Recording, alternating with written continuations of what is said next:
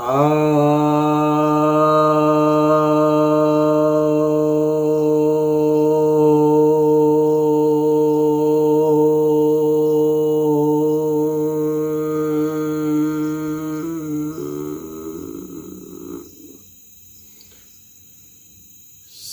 भक्तजनों को सप्रेम नमन।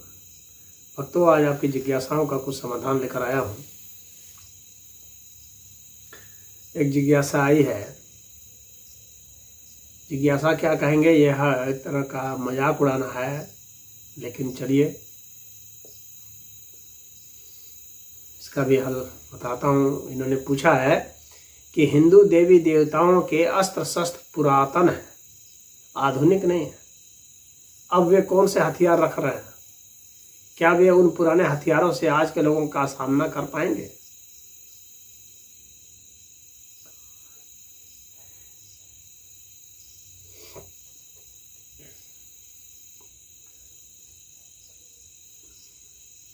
असल में जो देवी देवताओं के जो चित्र हैं, जो लोग देखते हैं, वे उसका अर्थ नहीं समझ पाने के कारण ही ऐसी नासमझी वाली जिज्ञासा करते हैं या आरोप लगाते हैं, आक्षेप लगाते हैं।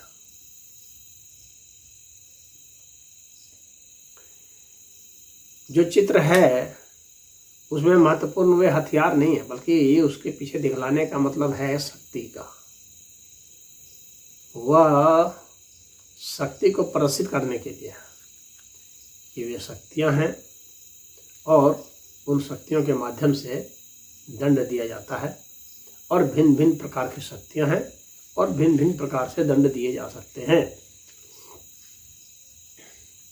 उनका उन हथियारों से कोई लेना देना नहीं है। कोई भी हथियार हो, उसको चलाने के पीछे शक्ति ही होती है। हथियार आधुनिक हो चाहे पुरातन हो, चाहे लाठी मारे चाहे रॉकेट चलाए,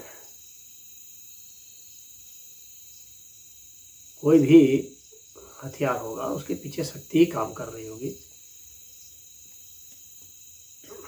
तो वहाँ पर जो हिंदू देवी देवताओं की जो तस्वीरें होती हैं, उसमें जो चित्र दिखलाए जाते हैं, वे यह बतलाने के लिए होते हैं कि देवी जो हैं या देवता जो हैं, वे इन शक्तियों के अधिष्ठाता है, यानी शक्तियों के अधिष्ठाता है, अधिष्ठात्री है। तो उन शक्तियों के आधारभूत है। शक्तियां वहां से उद्भूत होती है, प्रस्फुटित होती है, और उसके माध्यम से ही कोई घटना विश्व में घट रही है। वह तो एक सामान्य आदमी भी समझ सके, एक गंवार किस्म का आदमी भी समझ सके, इसलिए हथियार दे, क्योंकि आदमी हथियार के बिना शक्ति को समझता ही नहीं। वो तो शास्त्र में, जहाँ तक साहित्य की बात है, साहित्य में तो शक्ति लिख दिया गया है। या देवी सर्वभूतेषु शक्ति रूपेण संस्थिता, शक्ति तो लिख दिया गया, लेकिन आप शक्ति समझ ही नहीं रहे। तो इसलिए वो हथियार दिखला देते हैं ताकि आप समझ जाए, क्योंकि आपकी बुद्धि इतनी संकीर्ण है, छोटी है, कि बिना हथियार के आपको शक्ति का आभास ही नहीं होता। तो इसके कारण ही हथियार दिखाए गए, ताकि एक कलाकार यदि शक्ति दिखलाना चाहे कि ये देवी जो है ये शक्ति के आदि स्रोत हैं, तो कैसे दिखा पाएगा? तो जाहिर सी बात है उसे कुछ हथियार रखने होंगे। तो उस जमाने के जो हथियार थे, तो वही उस जमाने के कलाकार तो रखेंगे ना। उसका देवी देवता से कोई लेना देना नहीं है। उसका उस कलाकार के द्वारा आपको यह संदेश देने का मतलब है कि शक्ति के आदि स्रोत ये है, उसका इतना ही संदेश है, और यह आप समझ लीजिए। तो दिव्य शक्ति जो है उसी को देवी देवता कहते हैं। तो इसका आधुनिक और पुरातन हथियार से कोई लेना देना नहीं है, उसका शक्ति से लेना देना है। आने वाले समय में और कितने हथियार विकसित होंगे एक से एक, लेकिन होंगे सब शक्ति के ही स्वरूप। वहां से शक्ति ही प्रकट होगी। तो उस शक्ति को ही इंगित कराने का वहां पर लक्ष्य है, उद्देश्य है।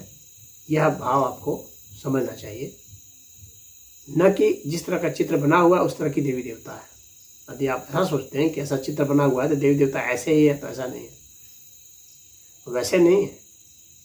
वह तो सांकेतिक अर्थ में आपको समझाने के लिए बताया गया है कि ये शक्ति स्वरूपा है, ये देवी शक्ति स्वरूपा है, उनके पास तमाम तरह की शक्तियाँ हैं, सभी प्रकार की शक्तियाँ हैं, यह आपको बताने के लिए है।